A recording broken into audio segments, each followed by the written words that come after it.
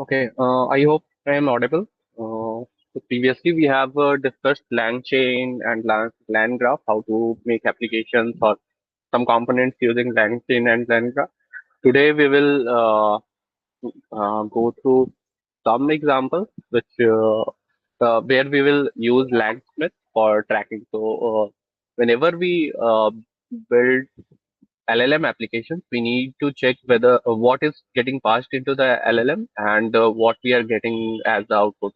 And we need to sometimes we need to switch the models and tweak our prompts. So for that, we need to track how one prompt or how input to a particular LLM is working and what things we need to change. For that, we need to have a tracking support. And LangSmith provides us that. So we'll try to just go through some examples and try to get to know it. I hope my screen is visible. Can anyone confirm? Yes, Yes, sir. sir. Okay. So we need to first install LangSmith, and since we are also using LangChain and LangChain Google Gen AI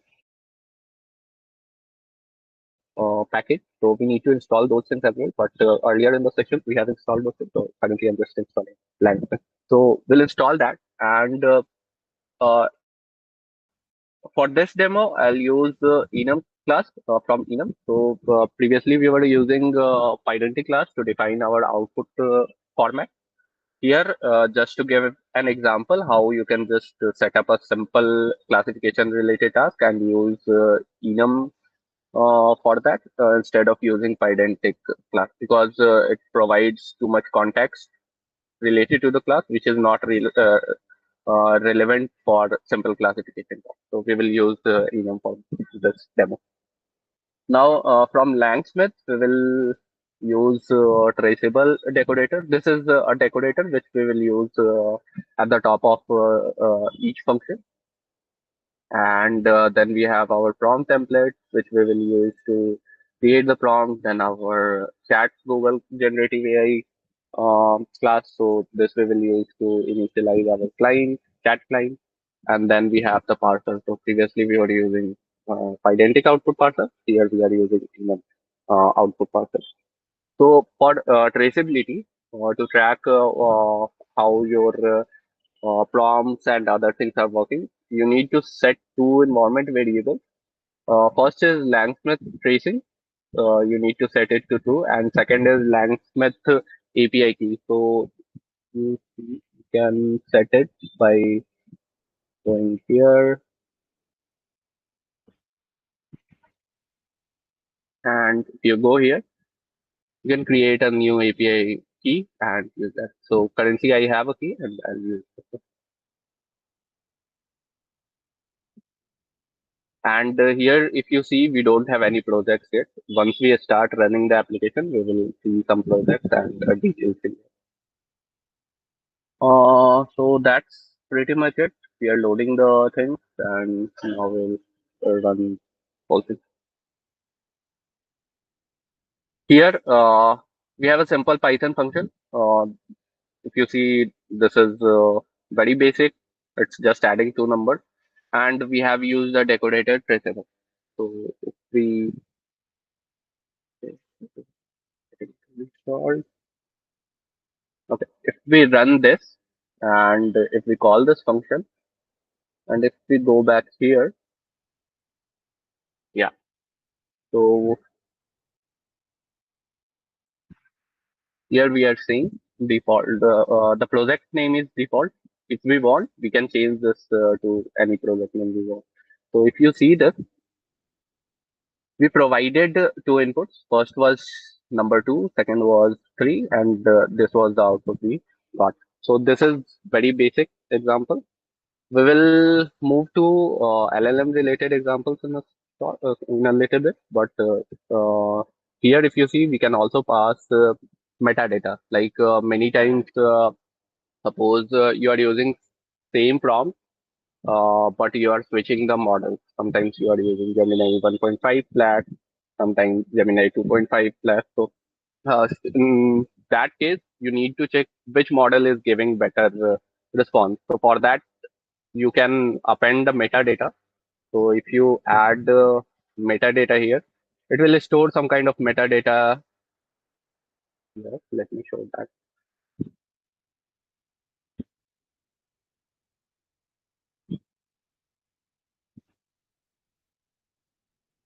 So if you see done counts, there are two done counts. This is the function that we ran just now. And if you see the metadata here, uh,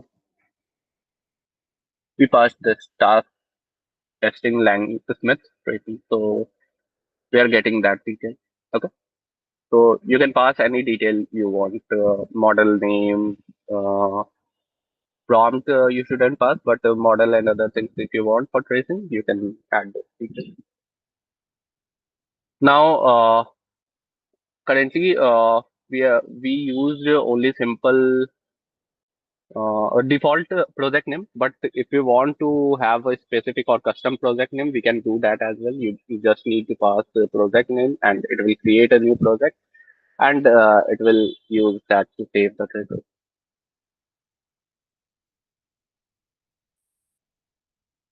Okay, so created it,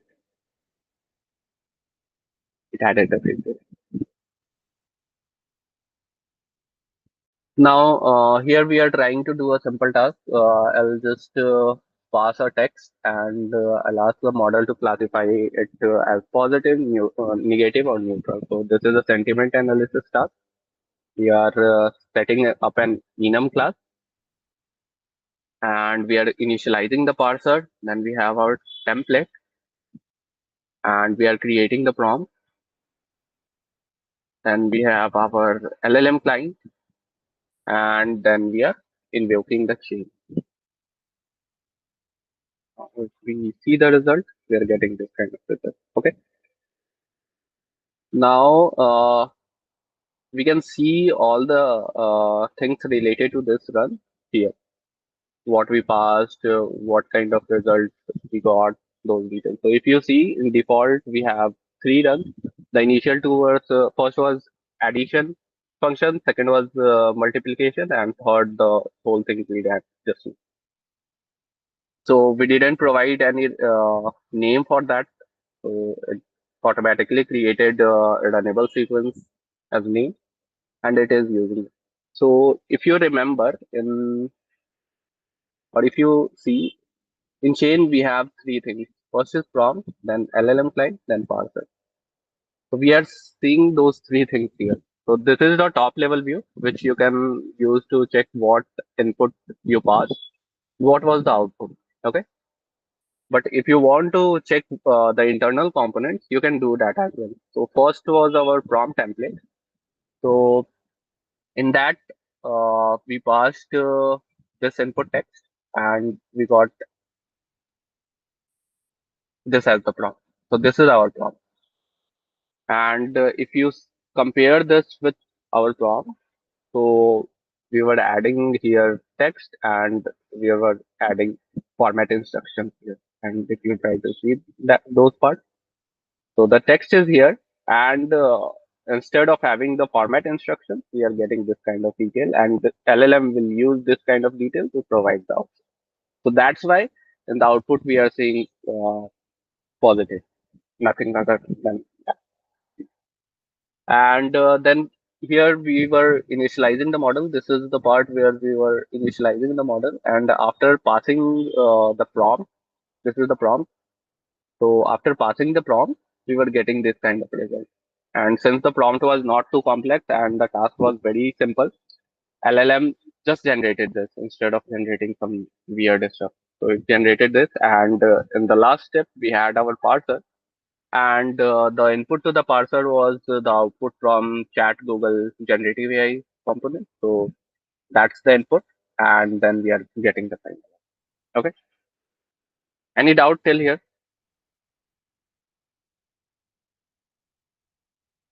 Okay.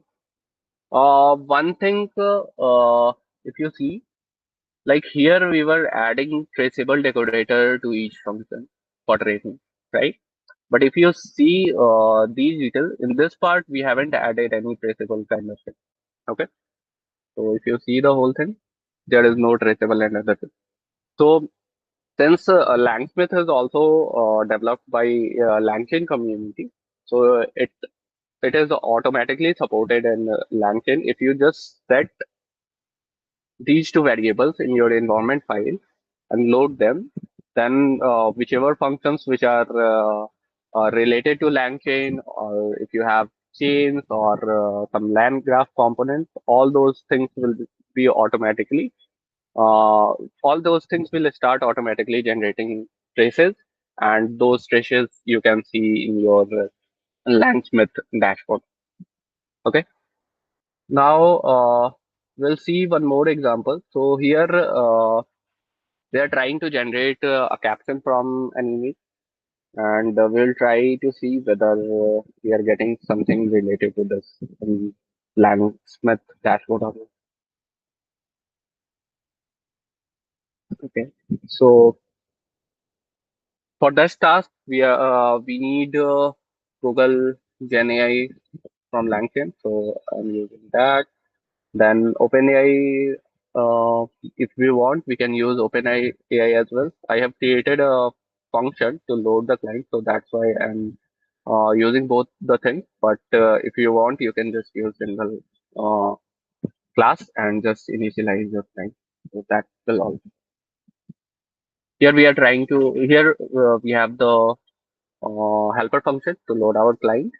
Then we have our encode image, which will basically convert any image to base 64 encoded image. We can't directly pass an image to an LLM, so we need to first encode it and then we can pass it. That that will be done using this thing.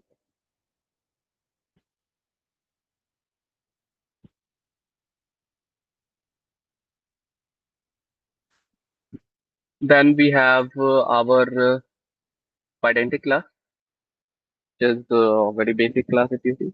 So we are trying to generate the caption and we are trying to store it in a identity class. Then we are creating a template.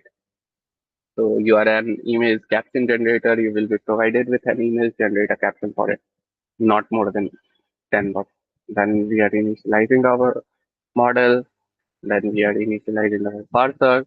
And for passing the images, we can't directly just create a chain and get the whole thing. So that doesn't work for image. So we need to create something like this where we will create a list of dictionary. The first key of the dictionary will be type.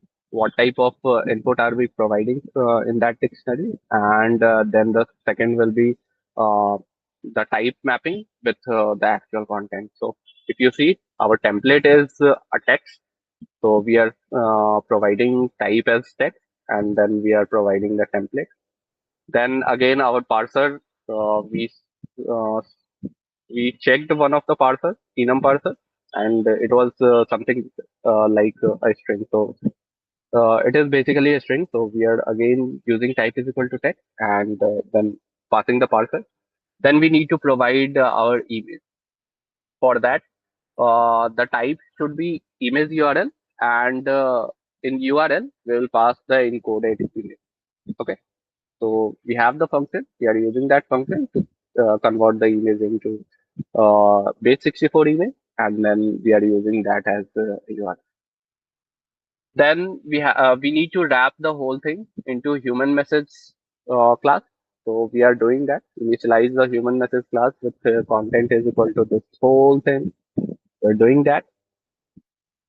Then we can invoke our model.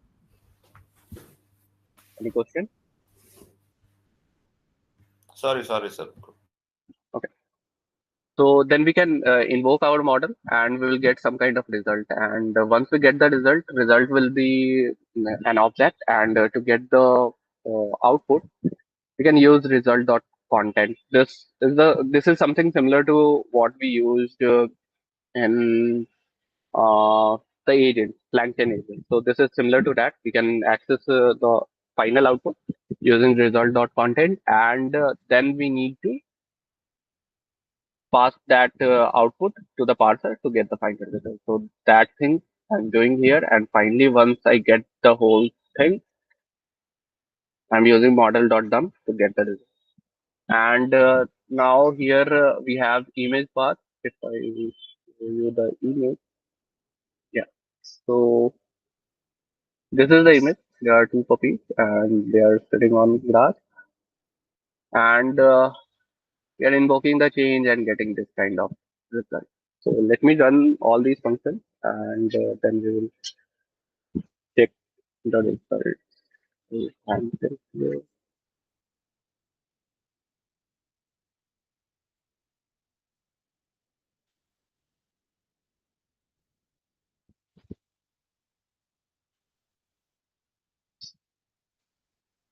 again, we hadn't added any tracing and other things, but still we will get the results here because in the environment we have the two variables set.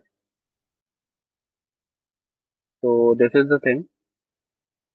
At the top level, the input was this, the image part, and we got this kind of result in our recent run. And if we go inside, then we generated result, and for that we also pass the image. So if you see, the image is also getting shown. So you can see those details, and Excuse me, sir. yeah, Sir, is that stochastic way we are doing it because the previous output was different from this current one? So it was like so the puppies were on green grass field, something like that. this is the top level thing. This is representing the whole pipeline. Okay, and if you want to check the internal details, okay, then you can go here, and then you will see that our prompt was this, and this was added from our pydantic class, so the whole prompt became this. Then we have our image, which was again in the prompt itself. We had all these things, right? So the first component we provided was this. Then we had our output parser. So that is also there. If you see, this is our output parser. The highlighted thing is the output parser. And then we have our image, which is shown here. And then we are getting some kind of result. So from second step, or the from the first step, we are getting some kind of output, and then we are attaching the parser to get the parsed output. Okay, so till this part, whatever is shown here in the output, that is till this part, self dot generate caption. And after that, after generating the caption, we are passing the caption to the parser, and parser is parsing it and giving the final result. So this is the first component, generate caption, and then we have our identic output parser. And if you see, whatever was output for this step, that same thing is getting passed as input in this step, and we are getting the final result. Is it clear? Yes, sir. Okay, sir. Thank you. Yeah. Now, if we want, we can also do this for our land graph example. We can run this notebook, and similar thing will happen for this one as well. I'll skip this one. Do you have any question still here?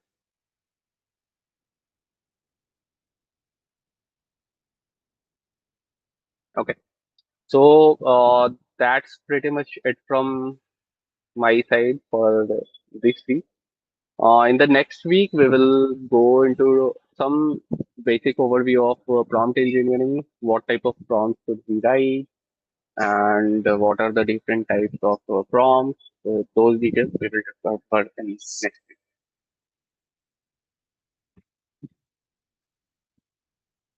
I'm open to questions now, if you have any.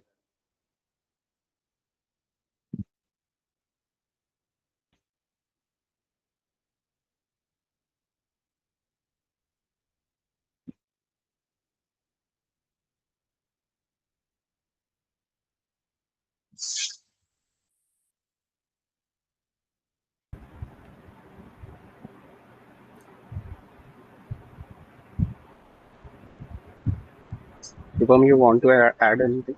No, nothing from my side.